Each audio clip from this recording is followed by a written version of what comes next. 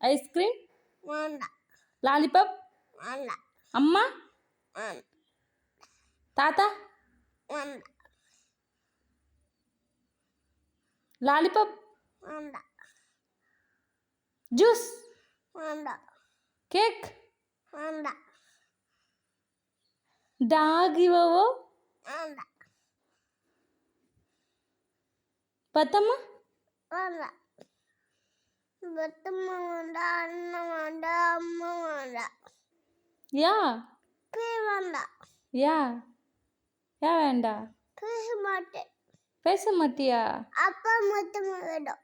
அப்பா மட்டும்தான் வேணுமா? அம்மா வேண்டாம். ஏன்? அம்மா நான் வச்சுட்டேன்.